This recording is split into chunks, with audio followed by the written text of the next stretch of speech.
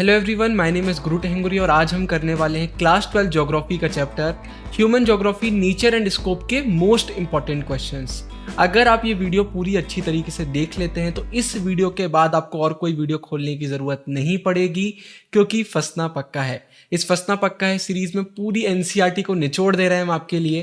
तो ये वीडियो आप देख लीजिए, आपका सब कुछ हो जाएगा। बोर्ड एग्जाम में आपका आधा मार्क भी नहीं कटेगा। तो सीधा इस वीडियो को चालू करते हैं बिना कोई टाइम वेस्ट किए। तो हमारा पहला क्वेश्चन आता है, what is the core concern of geography as a discipline. तो इसको देख लेते हैं। तो अगर ज्योग्राफी को एज अ डिसिप्लिन हम देखते हैं तो इसका मेन कंसर्न यही है कि ये अर्थ को ह्यूमन बींग्स के होम की तरह समझने का ट्राई करता है। जितने भी एलिमेंट्स के कारण अर्थ पर लाइफ पॉसिबल है उनकी ये स्टडी करता है। तो मेन फोकस होता है नेचर पर और ह्यूमन बींग्स पर। इसके बाद हमारा अगला क्वेश्चन आता है, nature and humans are inseparable elements, justify the statement with suitable examples. मैंने कुछ क्वेश्चन में और करके और क्वेश्चन दिए हुए हैं आपको सिर्फ बताने के लिए कि बोर्ड एग्जाम बहुत घुमा फिरा के क्वेश्चन पूछता है, लेकिन भाई आंसर सेम ही रहते हैं। नीचे वाले में सिर्फ हमें एग्जाम्पल देने के लिए बोला गया कि जो मेटाफर्स का यूज होता है आप उनका एग्जाम्पल दीजिए। ये एग्जाम्पल्स हमें ऊपर वाले क्वेश्चन में भी देना है, लेकिन ऊपर वाले में एक पैरा एक्स्ट्रा हमें ऐड करना पड़ेगा। तो बोर्ड एग्जाम में अगर क्वेश्चन ऐसे घुमा फिरा के आए तो घबराना नहीं है, आंसर हमें पता होता है, बस हम क्वेश्चन देखकर डर जाते हैं। तो देखिए, अगर हम नेचर और ह्यूमंस की बात करते हैं तो ये सच में इंसेपरेबल है। हमारा अर्थ जो है वो मैन काइंड का भाई घर है। बिना नेचर के तो ह्यूमन लाइफ ही पॉसिबल नहीं है, लाइफ ही पॉसिबल नहीं है। हम पूरी तरीके से डिपेंड किस पर करते हैं? नेचर पर करते हैं। इसीलिए हमें बिल्कुल भी ये नहीं बोलना चाहिए कि दोनों चीज़ सेपरेट हो सकती है, ये इनसेपरेबल है। फिर इसके बाद अगर हम फिजिकल फीचर्स की बात करते हैं तो उन्हें मेटाफर्स के उसमें डिस्क्राइब किया जाता है। इसमें ह्यूमन एनाटॉमी के सिंबल्स को यूज किया जाता है। जैसे कुछ एग्जांपल हो गए, फेस ऑफ द अर्थ यहाँ पर दिया हुआ है, eye of the storm, mouth of the river etcetera. तो ये हमें मेटाफर देखने को मिलता है। सिमिलरली अगर हम रीजन्स, विलेजेस, टाउन्स की बात करते हैं तो उन्हें भी ऑर्गेनिजम्स से डिस्क्राइब किया जाता है। स्टेट, कंट्री तो कुछ जर्मन जोग्राफर्स लिविंग ऑर्गेनिज्म बोलते हैं। Network of roads, railways, waters को हम आर्टरीज ऑफ सर्कुलेशन बोलते हैं। तो ये सारे हमें मेटाफर्स के एग्जाम्पल यहाँ पर ऊपर से नीचे देखने को मिल रहे हैं। तो एग्जाम्पल पूछे तो आप ये लिख सकते हैं। अब अगले क्वेश्चन में बढ़ने से पहले एक और चीज़ बता देता हूँ। कुछ बच्चे कमेंट कर रहे थे, भैया फंसना पक्का है सीरीज में आप शॉर्ट क्वेश्चन करा देते हैं, लॉन्ग कराते हैं, लेकिन आप एमसीक्यू नहीं कराते हैं, और बोर्ड एग्जाम में तो एमसीक्यू भी आते हैं। तो देखिए, ये अगर आप वीडियो पूरी देख लेते हैं ना तो आपसे एमसीक्यू के आंसर भी बन रहे होंगे। एमसीक्यू कहीं अलग से नहीं आते हैं, हमारी एनसीईआरटी से ही आते हैं। इसमें एक एक आंसर में आपको दो दो तीन तीन एमसीक्यू देखने को मिल रहे होंगे। तो वीडियो आप अच्छे से देखिए, आपका एमसीक्यू का भी पूरा प्रिपरेशन हो रहा होगा। आप खुद एग्जाम देने के बाद मुझसे बोलेंगे, हाँ भैया एमसीक्यू भी इसी से आए हुए थे। इसके बाद अगला क्वेश्चन है, what is the nature of human geography. नीचे वाले भी सेम ही क्वेश्चन है, बस अलग अलग तरीके से दिए हुए हैं। तो देखिए, अगर हम ह्यूमन ज्योग्राफी की बात करते हैं तो ये इंटर रिलेशनशिप को स्टडी करता है। अब किसके बीच की इंटर रिलेशनशिप को? फिजिकल इन्वायरमेंट, मतलब हमारा land form, soil, climate, physical environment हो गया, और हमारा सोशल और कल्चरल इन्वायरमेंट को। अब ये जो दोनों का इंटर रिलेशनशिप है उसको क्रिएट किसने किया है? ह्यूमन बींग्स ने किया है। अब वो कैसे किया है? म्यूचुअल इंटरेक्शन से। हमने पहले भी पढ़ा है, हम आगे भी पढ़ेंगे कि हम ह्यूमन बींग्स जो हैं टेक्नोलॉजी को डेवलप करते हैं, फिर इन्वायरमेंट का यूज करते हैं, नेचर का यूज करते हैं। तो म्यूचुअल इंटरेक्शन हमें देखने को मिलता है। अगर हम फिजिकल इन्वायरमेंट के एलिमेंट्स की बात करते हैं, एमसीक्यू में क्वेश्चन आ सकता है, तो land forms, soil, climate, water, natural vegetation और डाइवर्स फ्लोरा और फौना हमारे सामने आ जाते हैं। अब ये रेड में जो मैंने क्वेश्चन दिए हुए हैं, कई बार क्या होता है, एक बड़े क्वेश्चन के अंदर भी छोटे छोटे क्वेश्चन होते हैं। हो सकता है एकदम वेरी शॉर्ट में आपको ये क्वेश्चन पूछ दिया जाए। तो अगर आप बड़ा क्वेश्चन हो रहा है तो आपको छोटा अपने आप कवर हो जाता है, लेकिन आपकी आसानी के लिए इनको भी मैंने ऐड कर दिया है। तो देखिए, अगर हम houses, villages, cities, road, rail network etcetera की बात करते हैं तो इन सबको तो हम इंसानों ने ही बनाया है। कैसे बनाया है? हमने हमारे नेचर का यूज़ किया है, हमने उसके साथ इंटरेक्ट किया और फिर ये हमारे लिए अपना हमने मटेरियल वगैरह क्रिएट की, अपनी आसानी के लिए चीज़ें क्रिएट करी हुई हैं। फिजिकल इन्वायरमेंट को आजकल हम बहुत मॉडिफाई भी करते हैं, लेकिन इसका इम्पैक्ट हमें ह्यूमन लाइफ पे भी देखने को मिलता है। अगर आप अच्छे से यूज़ करेंगे तो आपके साथ भी अच्छा होगा, लेकिन अगर इन्वायरमेंट के साथ ज़्यादा छेड़खानी आप करेंगे तो बाद में आपको ही सफ़र करना होगा। इसके बाद अगला क्वेश्चन आता है, डिफाइन ह्यूमन ज्योग्राफी। अगर सिंपल क्वेश्चन आता है तो आप कोई भी डेफिनेशन लिख सकते हैं, लेकिन कई बार क्वेश्चन में आपको बोल दिया जाता है कि आप सिर्फ इन्हीं की डेफिनेशन बताइए, कि सी सैंपल की क्या डेफिनेशन है वो आप बताइए। तो फिर आपको वो वर्ड टू वर्ड लिखना पड़ेगी। तो ये आपको याद करना पड़ेगा, डेफिनेशन में समझाने का कुछ भी नहीं होता है। चैनल पर एनसीईआरटी की एक्सप्लेनेशन वीडियोस पहले ही आ चुकी हैं, डिस्क्रिप्शन में लिंक आपको मिल जाएगा। तो अगर आपको इसका एक्सप्लेनेशन देखना है तो आप वो वीडियो देख सकते हैं। इसमें एक्सप्लेन करने का कुछ भी नहीं है, ये डेफिनेशन आपको याद करनी पड़ेगी। मन से लिखना है तो कोई भी एक दो आप लिख सकते हैं, लेकिन अगर सीधे पूछ लिया गया दिया है, इन्हीं की डेफिनेशन लिखना है, तो आपको वो एज इट इज लिखना पड़ेगा। ज्योग्राफी में इतना तो आपको करना पड़ेगा। अगला क्वेश्चन है, human beings interact with their physical environment with the help of technology, elaborate. अब टेक्नोलॉजी का क्वेश्चन है, बहुत ही इंपॉर्टेंट है। और देखिए नीचे इतने सारे क्वेश्चन से घबराइएगा मत, सारे क्वेश्चन का सिमिलर ही आंसर है, बस आपको घुमा फिरा के दे दिया मैंने, जिसमें आपका बोर्ड एग्जाम का प्रिपरेशन अच्छे से हो। तो देखिए ह्यूमन बींग्स जो है वो फिजिकल एनवायरनमेंट से इंटरेक्ट करते हैं टेक्नोलॉजी की मदद से। टेक्नोलॉजी का बहुत बड़ा रोल होता है। ये सवाल नहीं है भाई कि ह्यूमन बींग्स क्या प्रोड्यूस करते हैं, मेन मुद्दा ये है कि ह्यूमन बींग्स कौन से टूल्स और कौन सी टेक्निक्स को यूज करके चीजें क्रिएट या फिर प्रोड्यूस करते हैं। टेक्नोलॉजी का रोल बहुत बड़ा है। टेक्नोलॉजी किसी भी सोसाइटी का कल्चरल डेवलपमेंट भी इंडिकेट करता है। अगर हम ह्यूमन बींग्स की बात करते हैं तो हमने टेक्नोलॉजी को धीरे धीरे ही डेवलप किया है, और डेवलप करने के लिए हमें नेचुरल लॉस का समझना बहुत ज़रूरी हो गया था। अगर ह्यूमन बींग्स नेचुरल लॉस को, हमारे नेचर को अच्छे से नहीं समझते तो टेक्नोलॉजी को भी हम इतना डेवलप नहीं कर पाते। अब बोर्ड में ये क्वेश्चन भी आ सकता है, तो इसके एग्जाम्पल हमारे सामने क्या आते हैं। अगर हम हीट और फ्रिक्शन के कॉन्सेप्ट की बात करते हैं तो इसकी मदद से ही हमने फायर को डिस्कवर किया। अगर हमें डीएनए और जेनेटिक्स के सीक्रेट ही पता नहीं चलते तो हम इतनी सारी डिसीजेस को कभी कॉन्कर नहीं कर पाते। साथ ही साथ जो एरोडायनामिक्स के लॉज हैं उनकी मदद से हम फास्टर प्लेन्स भी डेवलप कर पाते हैं। तो नेचर की अंडरस्टैंडिंग से कितनी चीज़ें आसान हो जाती, टेक्नोलॉजी डेवलप हो जाता है। तो नेचर का नॉलेज होना एक्सट्रीमली इंपॉर्टेंट है, ये हमें बहुत ज़्यादा मदद करता है। अब इसके बाद एक बहुत इंपॉर्टेंट चीज, अगर आप ये वीडियो देख रहे हैं मतलब आपका सिलेबस ऑलमोस्ट कंप्लीट हो चुका है, अब आपको जरूरत है एक शानदार सैंपल पेपर की। मैंने ओसवाल गुरुकुल के सैंपल पेपर खुद रिव्यू किए हैं। सैंपल पेपर में अच्छे क्वेश्चंस होना बहुत जरूरी है और वो मुझे ओसवाल गुरुकुल में देखने को मिले। बिल्कुल आप ये सैंपल पेपर परचेज कर सकते हैं, डिस्क्रिप्शन में लिंक आपको मिल जाएगा। कंबाइंड ह्यूमैनिटीज के मेजर सब्जेक्ट्स की बुक आई हुई है। ये सैंपल पेपर आप सॉल्व करेंगे तो बोर्ड एग्जाम में आपको बहुत आसानी जाएगी, क्योंकि एग्जाम वाले दिन कुछ नया नया सा महसूस नहीं हो रहा होगा आपको, क्योंकि आप घर में सैंपल पेपर सॉल्व करके वहां पर गए होंगे। चैनल पर सैंपल पेपर रिलेटेड वीडियो पहले भी आ चुकी है, वो आप देख सकते हैं। ये बहुत ज्यादा इंपॉर्टेंट है, आप सैंपल पेपर सॉल्व करने का एकदम सही समय। तो डिस्क्रिप्शन में लिंक है, आप बिल्कुल इसको परचेस कर सकते हैं। अब इसके बाद अगला क्वेश्चन है, what do you mean by environmental determinism. अब इसको हम देख लेते हैं। देखिए जब बहुत पुराने समय की हम बात करते हैं, जब हम इन्वायरमेंट के साथ नया नया इंटरेक्शन कर रहे थे, जब ह्यूमन बींग्स बहुत पुराने समय में थे, उस समय हम ना नेचर से बहुत ज़्यादा इन्फ्लुएंस होते थे।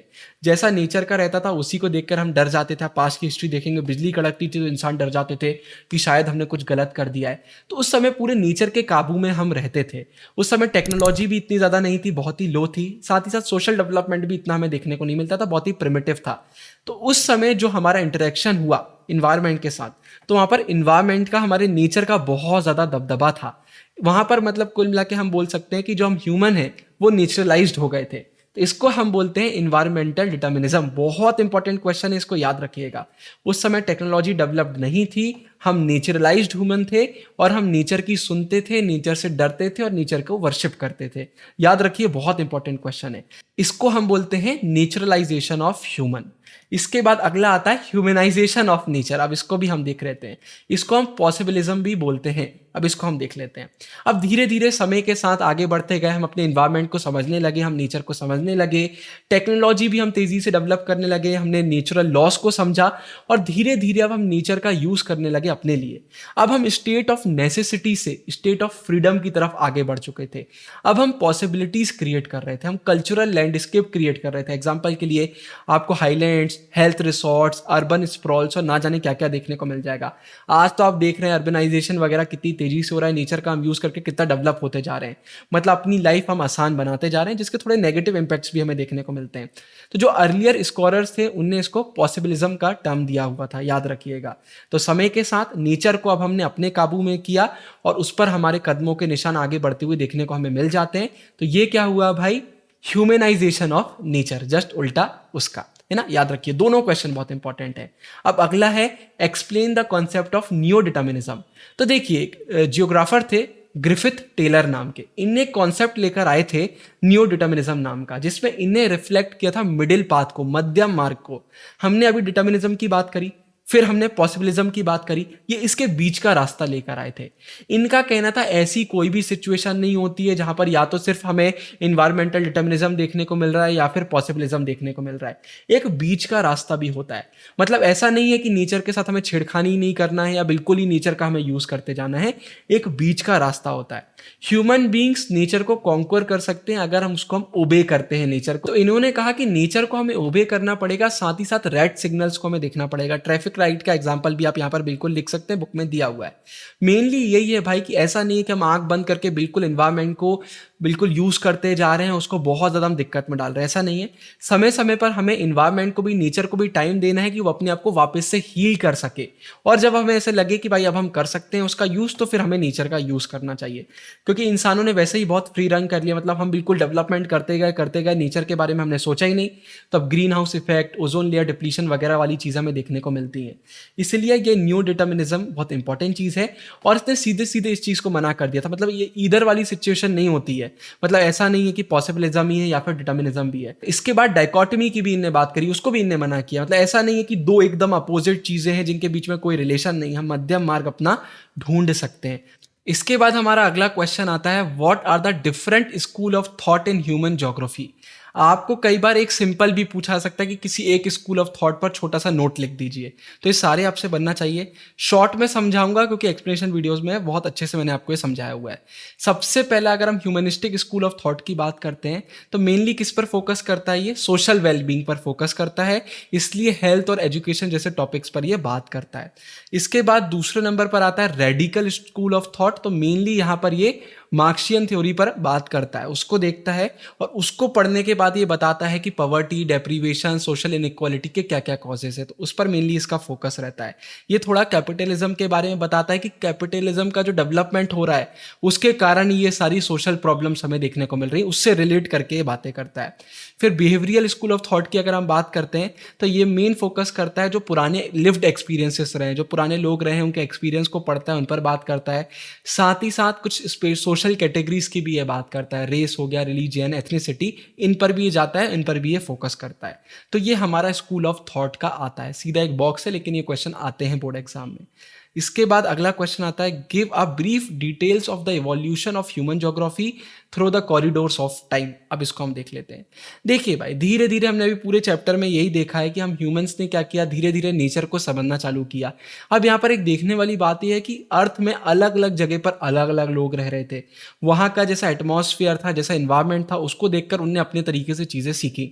उस समय फ़ोन तो होते नहीं थे कि आपने इंडिया से अमेरिका में कॉल लगा लिया, तो सब अपने तरीके से डेवलप कर रहे थे। तो बहुत हिस्ट्री से हमें देखना पड़ेगा कि हमारा इन्वायरमेंट के साथ कैसा इंटरेक्शन रहा है। फिर समय के साथ क्या हुआ, धीरे धीरे चेंज होते गए। पहले पूरे वर्ल्ड में अलग अलग एरिया में लोग डेवलप कर रहे थे, लेकिन अब हमें क्या देखने को मिलता है, अब हमें देखने को मिलता है धीरे से कि लोग आपस में इंटरेक्ट कर रहे हैं। अब लोग इधर उधर एक्सप्लोर कर रहे हैं, बहुत सारे ट्रेवलर्स, एक्सप्लोरर्स हमें देखने को मिले जो अलग अलग एरिया में गए और वहाँ पर अपना नॉलेज उनने स्प्रेड किया, साथ ही साथ वहाँ पे भी जो चीज़ें थी उनसे उन्होंने भी सीखा। इसके बाद धीरे धीरे नेविगेशनल स्किल्स डेवलप हुई। पहले तो ऐसा रहता था कि अगर आपको सी रूट से कहीं पर जाना है तो जाना ही बहुत मुश्किल हो जाता था। धीरे धीरे ये चीज़ें डेवलप हुई। लेट 15th सेंचुरी में हमें बहुत सारे अटैम्प्ट्स देखने को मिले जहाँ पर यूरोप को एक्सप्लोर करने की कोशिश करी जा रही थी। वहाँ के जितने मिथ्स हैं, जितनी मिस्ट्रीज हैं, वो धीरे धीरे सामने ओपन अप हो रही थी कि कितना सच है, कितना झूठ है, पूरी चीज़ें मालूम चल रही थी। फिर कॉलोनियल पीरियड तो हम सब जानते हैं भाई, कॉलोनीज बनाई बहुत सारी, फिर उनको पूरी तरीके से लूटा गया, एक्सप्लॉइट किया गया, बहुत सारी चीज़ें वहाँ सर अपने देश लेकर गए, ये सब हमने बहुत सालों से पढ़ा हुआ है। तो फिर जब कॉलोनियल पीरियड आया तो फिर बहुत ज़्यादा एक्सप्लोरेशन भी हमें देखने को मिला। ये तो मैंने आपको एक्स्ट्रा बता दिया कि उन्हें लूटा वगैरह, लेकिन मेन एक्सप्लोरेशन देखने को मिला। जितनी अलग अलग एरियाज़ में इन्वेंशन हो रहे थे उनसे उनने सीखा, उनके आइडियाज़ लिए और उससे अपने अपने इन्वेंशन भी किए। तो कुल मिला के हमें बहुत एक बड़ा चेंज देखने को मिला। इसके बाद human geography assumes a highly interdisciplinary nature elaborate. तो देखिए, ह्यूमन ज्योग्राफी अटेम्प्ट करता है कि भाई जो जितने भी ह्यूमन लाइफ के एलिमेंट्स हैं और जिस स्पेस में वो हो रहे हैं उनके रिलेशनशिप को एक्सप्लेन करने का, उसको समझने का। इसलिए एक बहुत ही हाईली इंटरडिसिप्लिनरी नेचर ये अज्यूम करके चलता है। अकेले तो अब ह्यूमन ज्योग्राफी सब नहीं कर सकता, इसलिए अपने सिस्टर डिसिप्लिन से जो सोशल साइंस के, उनके साथ एक क्लोज इंटरफेस इसको मेंटेन करना पड़ता है। जैसे अब हमारे सिस्टर डिसिप्लिन में सोशियोलॉजी, पॉलिटिकल साइंस एक्सेट्रा आ जाएंगे, आगे अभी हम इनके बारे में देखेंगे। तो इन सब के साथ भी एक कनेक्शन होता है जिससे हम जितने भी ह्यूमन एलिमेंट्स हैं हमारे अर्थ के सरफेस पर उसको और अच्छे से समझ सकें और अच्छे से उसको एक्सप्लेन कर सकें। ठीक है, फिर जैसे जैसे नॉलेज बढ़ता गया और भी सब फील्ड्स इमर्ज हुई और ये ह्यूमन ज्योग्राफी के अंदर भी हमें देखने को मिल रहा था, उसके अंदर भी सब फील्ड्स हुई। अभी आगे हम उसके बारे में देखेंगे। अब अगला क्वेश्चन आता है, state the 6 approaches of human geography. अब आप बोलोगे भैया इतना सब याद कैसे करेंगे, लेकिन ज्योग्राफी आपने लिया है तो थोड़ा डेटा वगैरह आपको बनना चाहिए और ये सब चीज़ें आपको याद रखनी पड़ेंगी। अप्रोचेस के नाम आप बिल्कुल अच्छे से याद रखिए और थोड़ा थोड़ा इनके बारे में भी याद रखिए। अब ये वाला आंसर मैं एक्सप्लेन तो नहीं करूंगा क्योंकि एक्सप्लेनेशन वीडियो मैंने आपको पूरा अच्छी तरीके से एक्सप्लेन किया हुआ है, लेकिन ये अप्रोचेस के जितनी भी अप्रोचेस है ना, इनके नाम आपको बहुत बहुत अच्छे से बनना चाहिए। नाम अकेले ही, कोई ज़्यादातर ये शॉर्ट आंसर में ही देखने को मिलेगा आपको, लॉन्ग क्वेश्चन इससे नहीं आते हैं। फिर state 6 different fields of human geography, ये क्वेश्चन आ सकता है। स्टेट एनी 6 सब फील्ड ऑफ ह्यूमन ज्योग्राफी भी आपको आ सकता है, या which are the sub fields of economic geography भी आ सकता है। सोशल ज्योग्राफी की सब फील्ड बताइए, पॉलिटिकल ज्योग्राफी की सब फील्ड बताइए, ये क्वेश्चन आ सकते हैं। तो उसके लिए ये वाला बॉक्स आपको देखना पड़ेगा, लिख लिख कर प्रैक्टिस करिए, आपको अपने आप बनने लगेगा। इतना डिफिकल्ट भी नहीं है अगर आप लिख लिख कर इसकी प्रैक्टिस कर रहे हैं तो। अब आखिरी में एक बहुत ही इंपॉर्टेंट चीज मैं आपको बता देता हूं, द ट्विन ब्रोस, यानी कि हम लोगों ने लॉन्च किया है ह्यूमैनिटीज के बच्चों के लिए आंसर राइटिंग कोर्स। अगर आप ये कोर्स देख लेते हैं तो आंसर राइटिंग में तो आपको दिक्कत नहीं हो सकती, इसलिए ऊपर एंड स्क्रीन में इसका ट्रेलर मैं आपके लिए डाल रहा हूं। टेलीग्राम ज्वाइन कीजिए नोट्स के लिए और सैंपल पेपर का लिंक आपको डिस्क्रिप्शन और कमेंट सेक्शन में मिल जाएगा। कोई भी दिक्कत हो कमेंट करिएगा। अभी के लिए साइनिंग ऑफ, गुरु टेंगरिया, बाय बाय।